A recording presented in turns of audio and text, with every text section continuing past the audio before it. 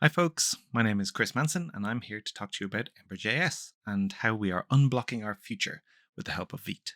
So let's first off start with a bit about me. My name is Chris Manson. I am a senior software engineer at MainMatter. I'm a open source fanatic and I've been using Ember for about 13 years next month. I have 2 dogs, 2 kids, and I live in Dublin, Ireland, where it rains most days, so I have extra time to stay inside and hack on open source. This talk will have to do a little bit of work on the history of Ember before we even touch on why Ember using Vite is an interesting topic. But once we cover the history, I'm going to jump into a tiny code example that should help to illustrate how Ember and Vite working together and why it is even a challenge in the first place. So first things first, what even is Ember.js? Ember is a 13-year-old battery-included front-end framework. 13 years, that is positively geriatric if you consider the pace of new frameworks coming out. And though it's been around for a long time, that doesn't mean it feels old when you're using it. We have managed to innovate pretty deeply over the past 13 years in such a way that's not really sacrificed your stability of your apps. And what do I mean about innovation? So, first of all, we had classes. Classes in JavaScript actually happened with the help of Ember. Ember core team members were working with TC39 at the time that they were being added. Also, ES modules, we were using them as part of our authoring format before they were even added to JavaScript.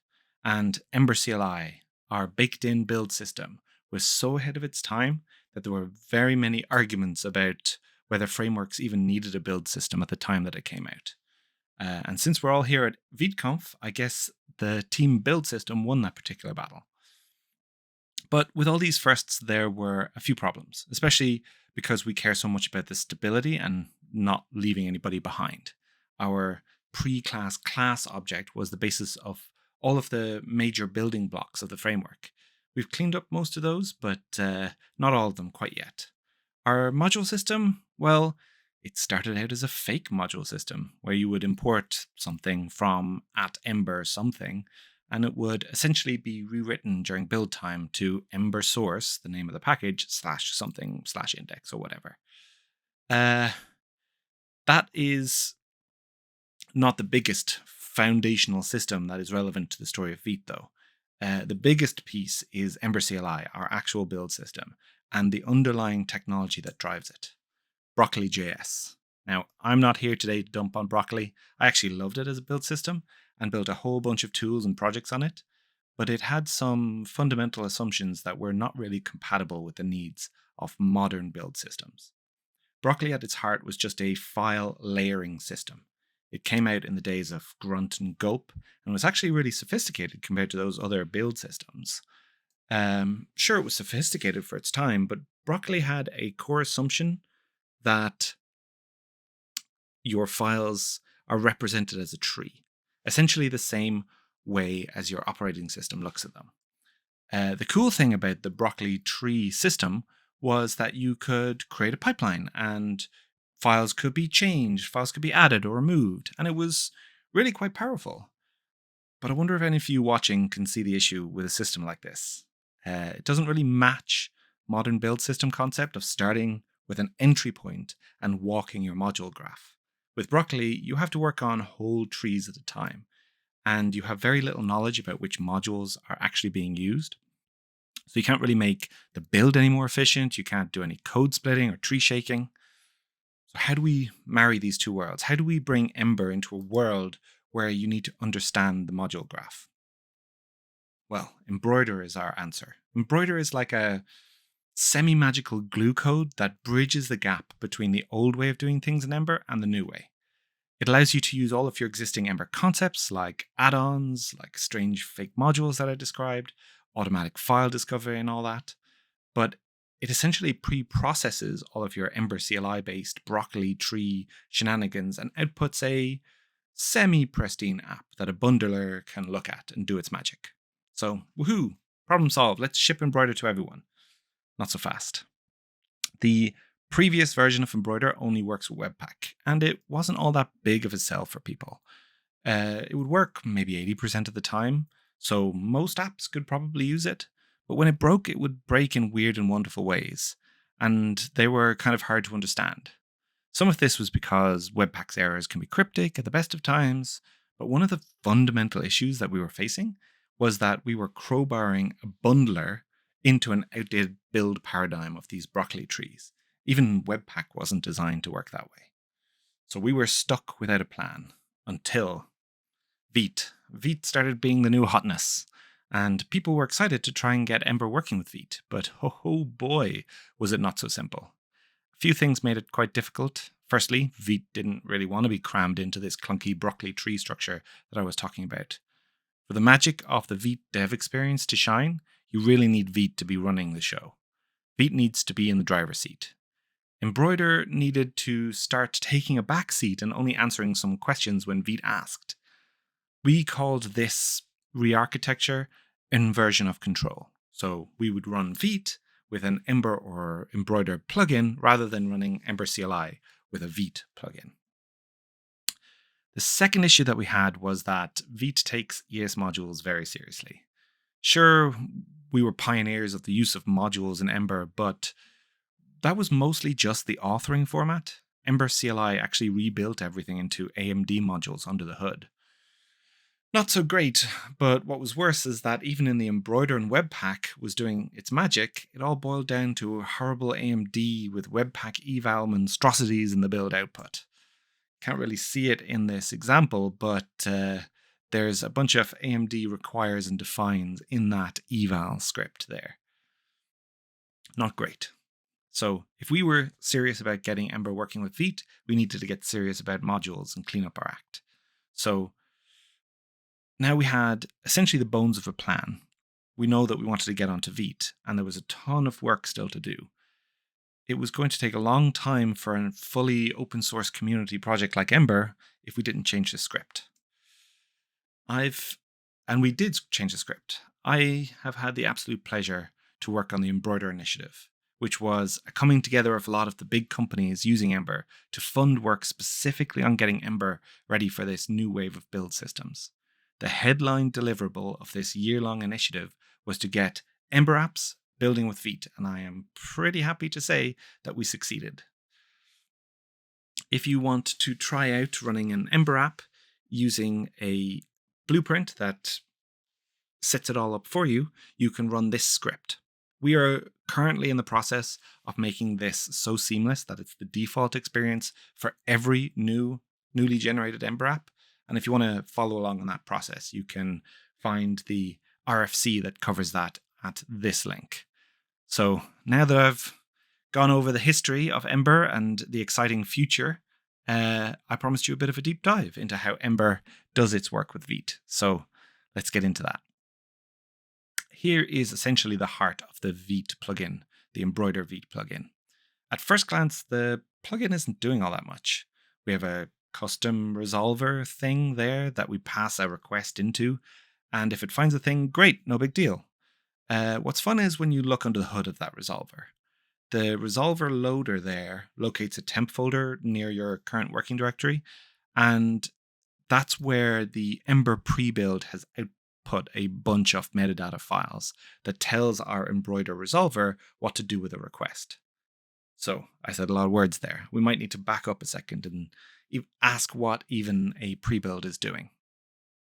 I mentioned that Embroider allows you to use all of your normal Ember build shenanigans, Ember broccoli build shenanigans, but it still allows you to upgrade to using modern tooling. Well, that's because we convert all of your broccoli nonsense into real packages. So we have a stage 1 that converts all of your add-ons for you, and a stage 2 that converts what we need out of your app. And then we pass that off to stage 3, which is just passing it on to your bundler. And if you were thinking you might approach something like this by, emulating the Broccoli API and kind of mocking it out, I would say don't even try it. It's not even possible because Broccoli is a strange, kind of slightly tangled mess of timing specific things that is next to impossible to pick apart without the whole thing coming crashing down. So what's the solution? Well, why don't we just run the strange broccoli stuff and save the output somewhere? Then you can clean up that output a little bit, make it look more like a reasonable package, and hey presto, you have created yourself what we call a rewritten package.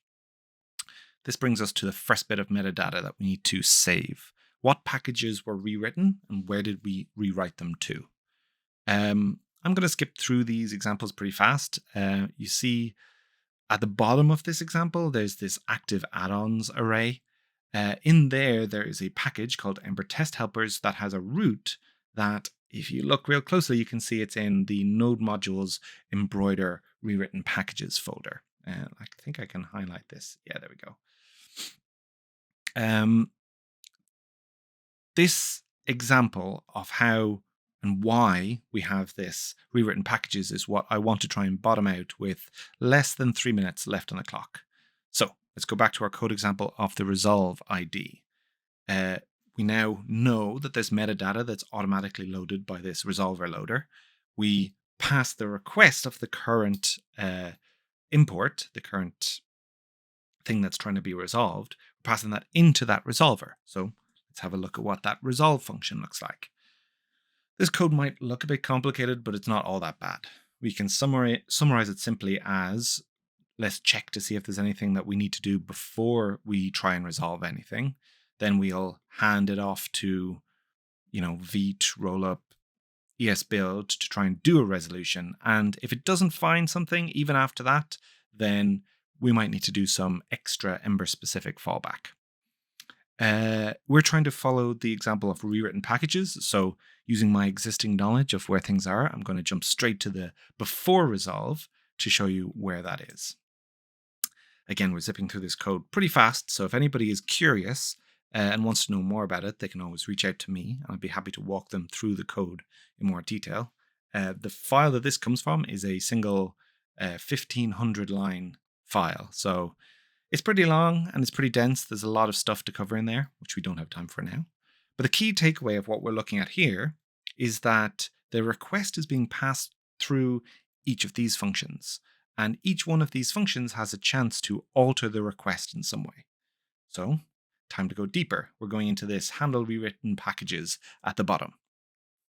So, handle rewritten packages is a bit of a large function. This is actually quite a small one compared to other ones in the file. It's a little bit too small to actually look at on a single slide. So we're going to chunk it and see if we can walk through it real quick. Here at the top, we are accessing the package cache to see where this request is coming from. The package cache is essentially the metadata that was loaded from the config file that we saw a minute ago. If the request is coming in from somewhere, that we don't know anything about, we just return the request unchanged. The same is true for specifier. So the specifier we call is the actual, the import, the actual source, whatever you want to call it. If it's a relative request, we return the request without changing it. Next, we check to see if the target of the request is the same as where it's coming from. So in here, you can see there's a comment, a non-relative, non-self request. So if we're not asking for something inside the same package that we are currently in. So moving on, now we've got ourselves enough stuff to start asking more interesting questions. We have info about where the package came from and where the request is trying to go to. Then we have to ask to see if the requesting package or the target package is rewritten. And if they are rewritten, then we can start doing more magical things with altering the request in some way. So this slide is actually looking at how we change the request, but we are unfortunately out of time. So I'll leave this as homework for the viewer to pause the stream and see what's going on. I've only scratched the surface of what Embroider is doing under the hood. So we're in a pretty good place now to help older Ember apps transition over to using Vite without needing to rewrite your app from scratch. The future is bright for the Ember community. And that's it. Thank you for watching. I hope that you reach out to me on any of these places. And if you have anything that you want to ask about today or really anything Ember related. Thank you for watching and enjoy the rest of ViteConf.